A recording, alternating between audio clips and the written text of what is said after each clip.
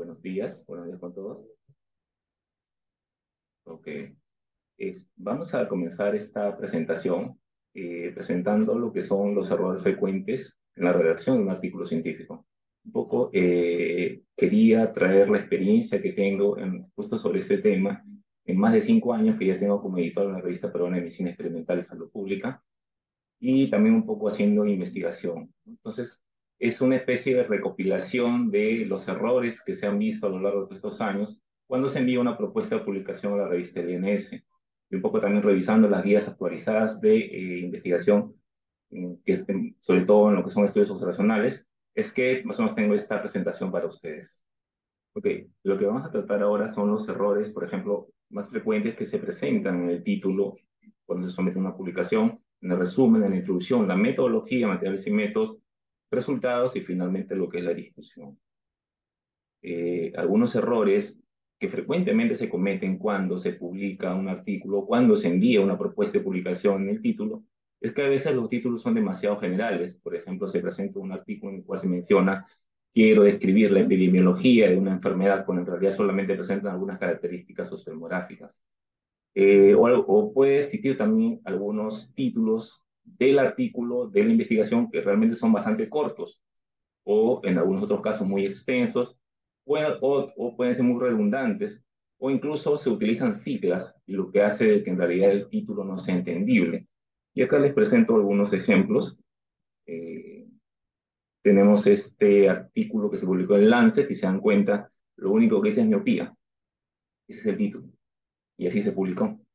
Cualquier investigador que lee el título dice, oye, pero este título hace referencia, está bien, a una enfermedad, pero no da mayor información. Pero en realidad pues, estamos hablando de Lancet, ¿no? Entonces, pueden darse esa, digamos, esa salvedad a la hora de poder publicar este tipo de investigaciones. O esta otra que está acá abajo, en realidad también es un título bastante extenso. Si nos podemos a contar en número de palabras, tenemos más de 35 palabras, ¿no? Y está publicado. Este otro ejemplo tiene el término acerca de estudios sobre percepción. Y en realidad cuando nosotros redactamos un título, tenemos un número determinado de palabras, ¿no? 15 palabras a lo máximo en algunas revistas, y no nos podríamos dar el lujo pues, de gastar estas palabras en colocar términos redundantes como estudios sobre o investigación sobre tal tema, ¿no? Porque estamos ahí, lógicamente, que perdiendo palabras para nuestro título, simplemente que por esa percepción de la seguridad clínica de pacientes con diálisis y punto, nada más, ¿no?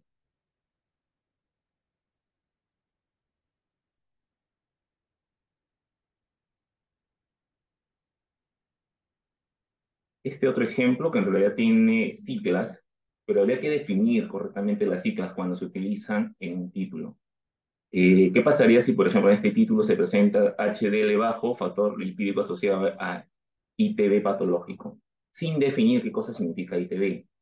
Entonces, siempre, al menos en el título, cuando se pretende colocar una sigla, se debe de especificar a qué se refiere esa sigla. O en todo caso, quitar la sigla y mejor coloco el nombre completo para que sea entendido. En lo que se refiere a la parte del resumen, uno de los errores más frecuentes es que cuando se redacta un resumen, en realidad la información que se presenta en el resumen no corresponde con el artículo. Y ese es un error frecuente y mayor a la hora de enviar una propuesta de publicación. Si lo que está presentado en el resumen no está en concordancia con el artículo, lógicamente que no te lo van a aceptar, ¿no? Otro de los errores es cuando se presenta el resumen y este resumen no está acorde a las instrucciones para autores. Si la revista te dice, ¿sabes qué? Preséntame el resumen con 350 palabras y tú le mandas con 300 o 350 palabras, lógicamente que tampoco te lo van a aceptar. Uso de palabras innecesarias. En el resumen te dan un número determinado de palabras, pero no puedes colocar muchas cantidades de palabras como la que vimos en el título, ¿no? Estudios sobre, o términos que son no relevantes o que no deberían estar en el resumen. Hallazgos secundarios, se dice acá, si tu estudio trata de determinar la asociación entre A con B, tu hallazgo debe estar orientado a presentar justamente lo que se encontró con A con B. No voy a colocar, pues, la edad como un resultado principal o el sexo más frecuente como un resultado principal. Lo que queremos es orientarnos al resultado principal de acuerdo al objetivo que tenemos, ¿no? Y por ahí, por ejemplo, he visto en algunos casos en la metodología de resumen colocan hasta el programa, ¿no? Se utilizó el Stata versión 17, ¿no? Bueno, en realidad eso no es relevante para colocar en el resumen. No es autónomo, o sea que el resumen debería entenderse por sí solo, sin necesidad de yo poder revisar todo el artículo. Yo debería entender de qué viene el estudio en sí solamente leyendo el resumen. Utilizar siglas, como le mencioné, sí se puede hacer, pero debe haber una definición. Y otro error frecuente que se presenta en el resumen es que se colocan siglas y se pretende de que como ya está en el resumen, ya se entiende que todo en el texto del artículo ya se va a entender. O sea, la sigla está definida solamente en el resumen, cuando en realidad ese es un error. Esa definición de las siglas en el resumen solamente es para los resúmenes. En el artículo se debe definir nuevamente, ¿ya? Y es incorrecto presentar referencias, ¿no? No se pueden colocar referencias o al menos citas en el resumen.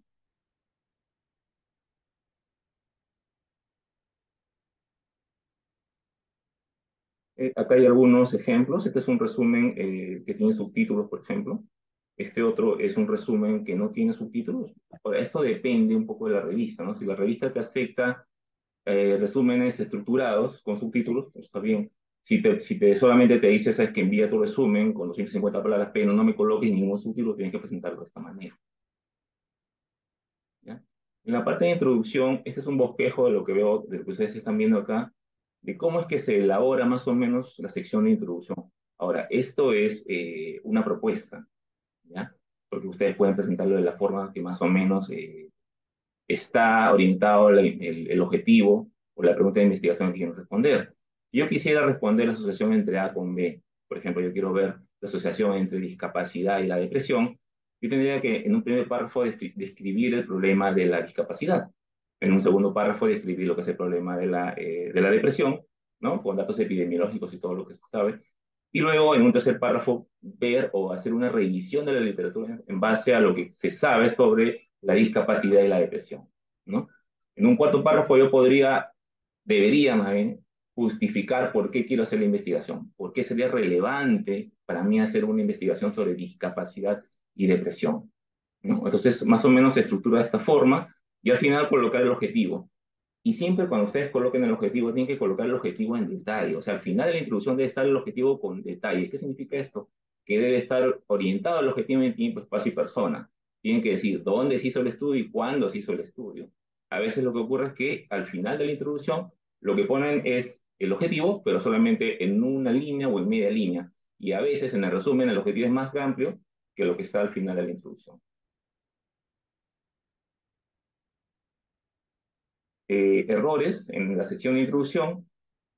No debería ser muy extenso, como han visto ustedes en un momento, podrían ser tranquilamente 4 párrafos, 5 párrafos a lo mucho.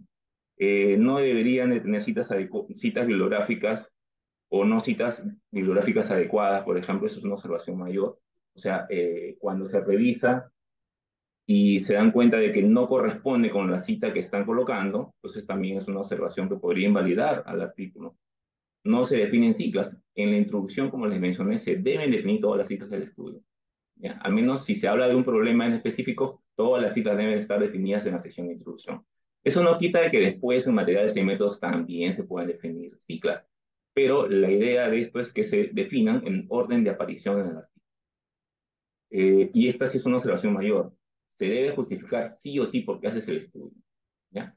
Cuando uno revisa un artículo y encuentra un objetivo, una pregunta un poco interesante, yo inmediatamente me voy a buscar por qué o cuál es la justificación de realizar la investigación, ¿ya? Entonces, tiene que estar correctamente presentado ese párrafo de justificación de la investigación. No hay estudios parecidos, no sé, en el entorno peruano. Hemos utilizado una nueva metodología para abordar esta nueva pregunta de investigación, etcétera. Pero tiene que ser un objetivo sumamente relevante que justifique la publicación. No podemos publicar algo que hace un año se ha publicado lo mismo. Tiene que haber algo nuevo en referencia a lo que ya se sabe. Objetivos breves y mal presentados es lo que le mencioné, ¿no? En esta parte, al final de la introducción, tienen que estar correctamente presentados los objetivos de la investigación orientada en tiempo, espacio y persona. Incluso deberían de colocarse ahí los objetivos primarios, los objetivos secundarios, y como recomienda la guía Stroop, también debería estar la hipótesis, ¿no? Muchas veces no se colocan las hipótesis, no se coloca lo que el investigador espera encontrar del trabajo que ha realizado. En materiales y métodos digamos, es la columna vertebral de toda la investigación. Materiales y métodos es la parte donde está la secuencia que yo debo de replicar para ver si es que la investigación es válida. Es como si fuese una receta de cocina. Yo sigo paso a paso la receta y pues me tiene que salir igualito al postre o al plato que se cocina por mencionar la analogía, ¿no? Materiales y métodos es lo mismo. Yo debo de colocar la mayor cantidad de información posible con la finalidad de que cualquier otro investigador pueda replicar mi estudio, para no tener después problemas de replicabilidad. Y eso es un problema grande en investigación. Hace poco salió un trabajo que hicieron una revisión de muchos artículos y solamente cerca del 20% eran replicables. Entonces, siempre insistimos en esta sección y existen guías que te orientan bastante a la hora de poder redactar la sección de materiales y métodos, ¿sí? Entonces, acá es nuevamente, esta es una especie de propuesta, de bosquejo para que ustedes puedan guiarse para tener la información necesaria en esta sección. Debe tener diseño, debe tener población, debe tener muestra y muestreo, esto es importantísimo, debe tener la definición operacional de todas las variables que se incluyen en la investigación, debe describir los procedimientos, cómo se recopiló la información, cómo se validaron los instrumentos que yo estoy utilizando. Y como ustedes ya saben, la parte del análisis estadístico es sumamente importante para demostrar efectivamente lo que yo estoy investigando. Criterios éticos, ni que hablar, ya lo mencionó otro cabezas. En esta sección se deben de colocar los criterios éticos tomados en cuenta para la investigación. Y eso lo vamos a ver a detalle. Me avisan, por favor, del tiempo. En la parte del diseño y población, y ahí está al costado, si ustedes pueden ver, una clasificación bien sencilla de los estudios. Entonces, lo que frecuentemente se ve es que a veces describen el diseño, este es un estudio analítico, retrospectivo, transversal, observacional, y es una serie de palabras que en realidad son más que requisitos o características de la investigación, cuando en realidad solamente podría poner, este es un estudio transversal y listo, ¿no? Entonces, ya los diseños están descritos tal como son, entonces solamente es cuestión de colocarlos nada más, ¿ya? Y en la parte de la población, sí ameritaría de que ustedes describan la población de estudio, porque esta población puede tener ciertas características importantes para su investigación, ¿ya? Como ustedes pueden revisar acá en la presentación. En la parte de muestra y muestreo, y hay que siempre diferenciar qué cosa es muestra y qué cosa es muestreo, porque se confunde cuando menciona muestreo con muestra. Muestra o tamaño de muestra es el mínimo necesario que nosotros tenemos que tener para realizar nuestra investigación, y el muestreo es la forma como recopilamos la muestra. Esa es la gran diferencia. Entonces, en toda investigación debe de haber un cálculo de tamaño de muestra. Debe describirse cómo se realizó el muestreo. En algunos casos se menciona y se dice, no, pero yo estoy haciendo una especie de diseño o una tamaño censal o mi muestra es de tipo censales, cuando incluyen al total de la población de estudio, ¿no? Ya, pero tu muestra censal, ¿qué dices? ¿Y de cuántos pacientes es, por así decirlo? Bueno, son de 50 pacientes. ¿Y qué quieres demostrar? Quiero demostrar la asociación entre, no sé, pues, rendimiento académico y la depresión de los estudiantes de una universidad. Ya, pues estamos hablando de un objetivo un poco complejo que ameritaría hacer un cálculo de tamaño de muestra un poco complejo. ¿Estás seguro que son suficientes 50 para responder esta pregunta de investigación? Entonces, el hecho de que sea censal no significa de que ya tengas la muestra suficiente para hacer la investigación. ¿Ya? Luego también describir los criterios de inclusión, los criterios de exclusión. Los criterios de exclusión no son lo contrario de la exclusión. Si yo incluyo a los mayores de 18 años, no voy a excluir a los menores de 18 años. Eso también es un error bastante frecuente. Y evaluar la posibilidad de siempre colocar potencia estadística. No siempre, solamente se debería de colocar potencia estadística cuando tú tienes datos y esos datos ya los tienes recopilados y ya no puedes hacer nada con esa información. O sea, por ejemplo, si yo tengo datos que yo obtengo a través de encuestas poblacionales como el ENAO, como el ENDES, y yo quiero saber la asociación entre discapacidad, disculpen por el sesgo, discapacidad y insuficiencia alimentaria, una cosa así, por ejemplo, ¿no? Yo necesito saber si el tamaño de muestra que estoy tratando de analizar es suficiente para demostrar la asociación. Entonces, ¿qué es lo que tengo que hacer? Calcular potencia estadística. Recuerden que la potencia estadística mayor del 80% me está diciendo a mí que efectivamente mi tamaño de muestra es el adecuado para demostrar la asociación que estoy planteando como objetivo de mi investigación. Variables. Acá también es un punto importante. Siempre se debe definir conceptualmente algunas variables, conceptualmente algunas variables que no están, digamos, definidas o no son de conocimiento habitual. Yo no voy a definir conceptualmente el sexo, por ejemplo, yo no voy a definir conceptualmente la edad, porque yo ya sé qué cosa es el sexo y qué cosa es la edad. Pero sí podría definir algún tipo de otro variable que podría estudiar, por ejemplo, calidad en salud, por ejemplo, sí, debería definir para que el lector entienda qué es lo que estoy investigando, ¿no? Y sí, siempre debe tener una definición operacional, o sea, toda variable, por más conocida que sea, tiene que definirse cómo es que operacionalmente se está investigando, se está analizando. Recuerden que la definición operacional es la forma como nos acercamos a la realidad. La conceptual es la realidad ya, y la operacional es cómo yo me acerco a medir esa variable que está en la realidad. ¿Ya? Definir también si, bueno, si corresponde, si es una variable independiente o no, interviniente, si está pues en el lapso entre la dependiente y la independiente, y variables confusoras que, bueno, sí, hay un montón. Entonces necesitamos poder ajustar por todas esas variables para demostrar si es que la discapacidad se asocia pues a la inseguridad alimentaria o no. ¿Ya? Procedimientos también es algo que muchas veces se obvia. O sea, por ejemplo, cuando se hacen estudios en los hospitales, generalmente no ponen procedimientos, ¿no?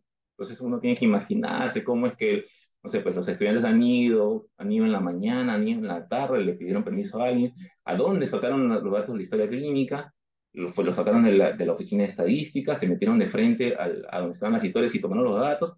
Pues toda esa información deben de estar presentado en la parte de procedimientos.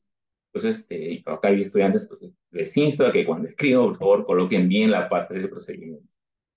Especificar la validez de los métodos empleados y describir también los procesos de validación, ¿no? Muchas veces utilizamos instrumentos incluso que no son nacionales, instrumentos que son traídos de otros entornos.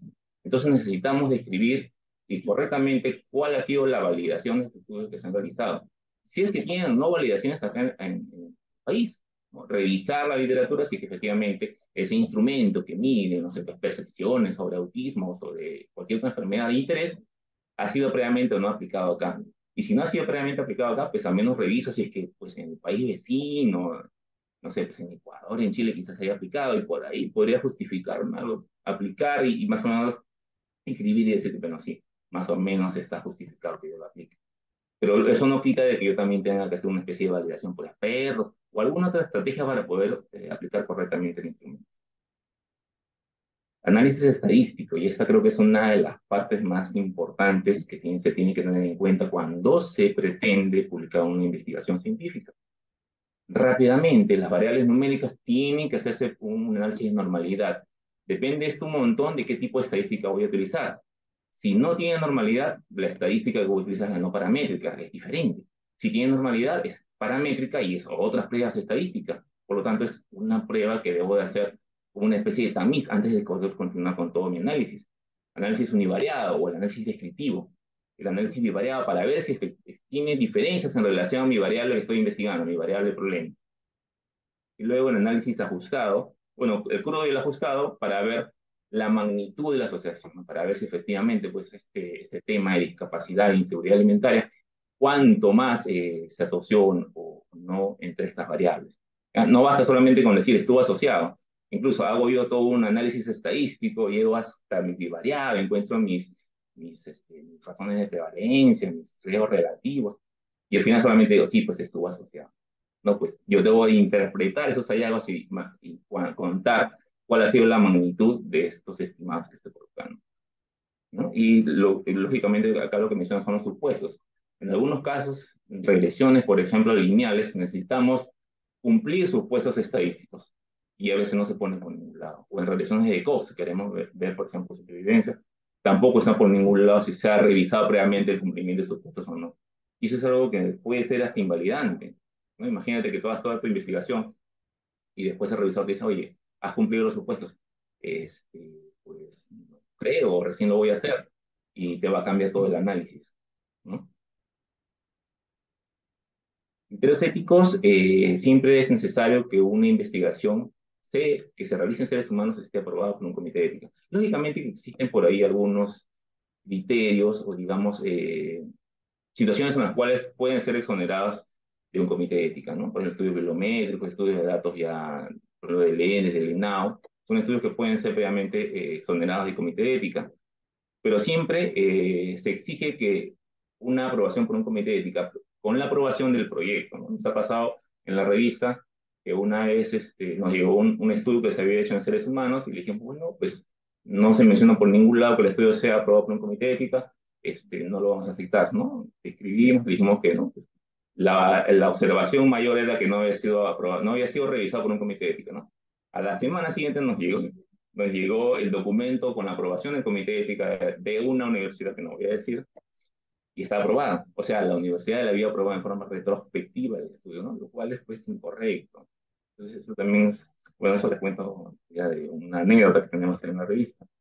Siempre se debe mencionar si se usó o no consentimiento informado o asentimiento. Recuerden que el asentimiento se utiliza en menores de edad. ¿Qué beneficios obtuvieron los pacientes? Siempre incluir el código de aprobación, ¿ya? Siempre es necesario que se incluya a modo de transparencia el código de aprobación del comité de ética.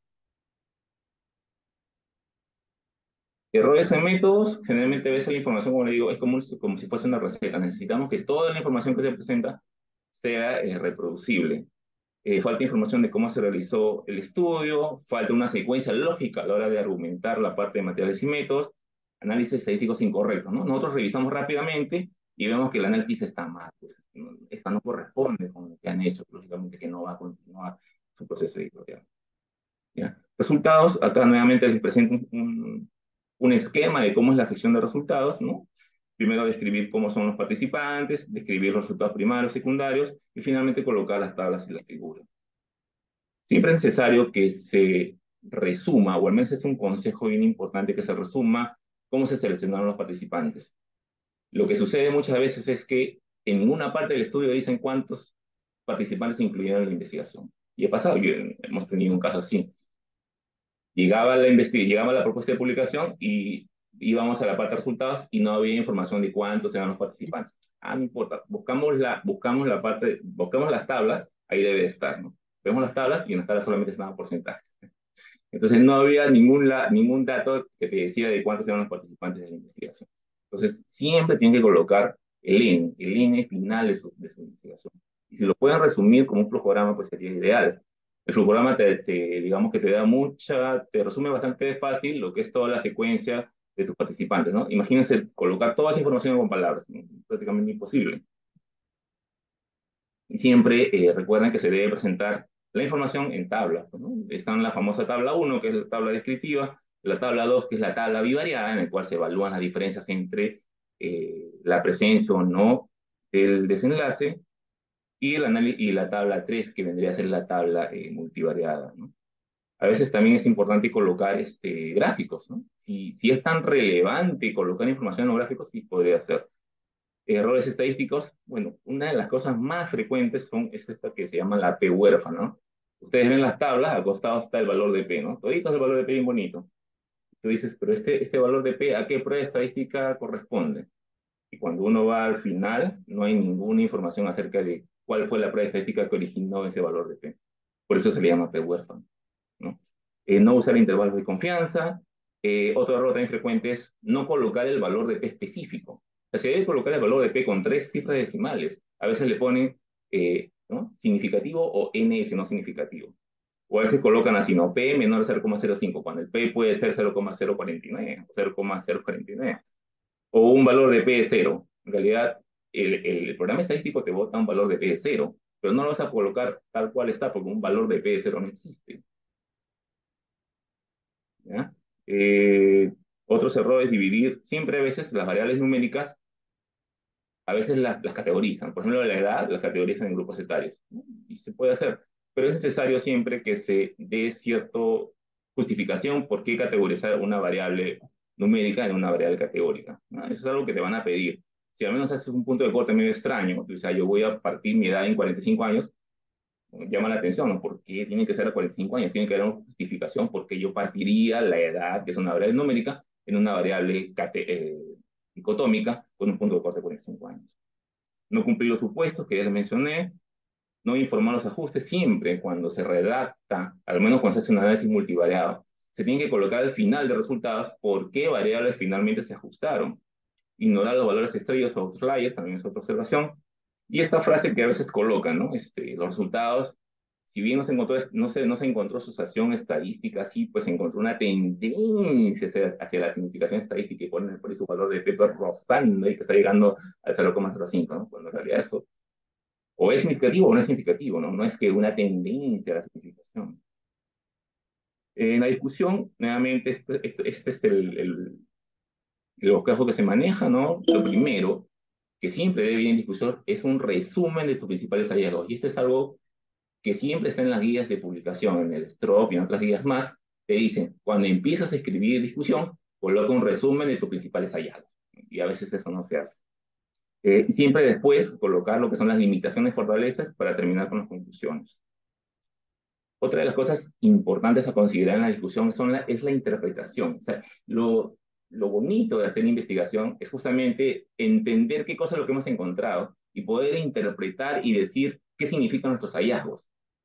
Eso es algo que es un ejercicio bien, que los insto a que puedan realizar en las investigaciones y empezar a pensar qué significa lo que he encontrado en mi investigación y dar interpretaciones y dar hipótesis de lo que eso podría representar para el futuro, ¿no? Y esto es algo que no se hace, ¿no? Simplemente lo que se hace es lo siguiente, solamente hacen comparaciones, ¿no? Mi resultado fue tal de depresión, sí, pues miren, en este otro estudio también se encontró lo mismo, en el otro estudio también se encontró lo mismo, en este otro estudio también se encontró lo mismo. Llama la atención que en el estudio los resultados sean un poquito mayores, pero no hay una interpretación de por qué es mayor, ¿no? Entonces, debería también tenerse en cuenta esta observación. Y las limitaciones del estudio, pues lógicamente, las limitaciones deben estar bien presentadas. A veces algunos investigadores tienen miedo de colocar limitaciones, ¿no? ¿Pero por qué voy a colocar limitaciones? Si yo pongo muchas limitaciones en mi estudio, quiere decir que mi estudio no sirve. No, tienes que sincerar lo que has hecho en tu investigación y colocar y detallar específicamente cuáles han sido las limitaciones de tu estudio. Porque si tú no lo haces, el revisor viene y te dice, oye, este estudio, mira, tú no me has puesto la limitación que es importante. ¿Sabes qué? Yo lo voy a publicar. Entonces, lo ideal es de que tú reconozcas como investigación, como investigador, cuáles han sido las limitaciones que has tenido en cuenta para tu estudio. Y no solamente decir, pues ya, pues, no sé, que mi tamaño de muestra era pequeño, ¿no? Sino dar un argumento de por qué, a pesar de esta limitación, los resultados que tú presentas todavía serían relevantes para tu investigación. Eso no solamente es decir, la limitación es tal punto, ¿no? No tienes que argumentar por qué todavía tus resultados son válidos. Bueno, errores en una discusión muy general, falta de redacción clara y concisa, repetir los resultados también es algo que siempre se hace, que está mal. O sea, en la discusión se debe de interpretar los resultados, pero no voy a repetir, voy a colocar lo mismo que estamos en la sección de resultados. Exagerar muchas veces la importancia de los resultados y no se interpretan adecuadamente los hallazgos. Acá también interpretaciones injustificadas. A veces es un estudio transversal y asumimos causalidad, no, sí, mira, este ocurrió primero y está demostrado la causalidad hasta acá, o hacer generalizaciones de nuestros hallazgos. Cuando un estudio que se ha hecho en un solo sitio, en un solo colegio, yo digo, no, este es extrapolable a todos los colegios del Perú, y eso también es un error. No discutir las limitaciones también es un error frecuente. La conclusión no está al acorde del objetivo, y bueno, recomendaciones siempre es necesario también que se coloquen, que se hagan.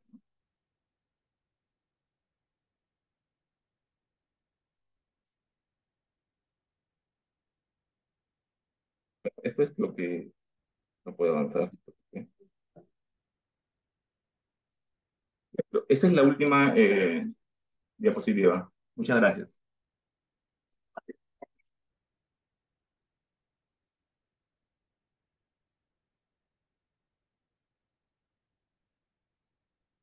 Muy bien, muchas gracias también a la participación de nuestro primer expositor con el tema sobre errores frecuentes en la redacción científica, Jonel Alarcoquizo del Instituto Nacional. Yo creo que nos ha dado puntuales ideas de interés para aquellos que están redactando un artículo científico o que tienen previsto redactar para no cometer los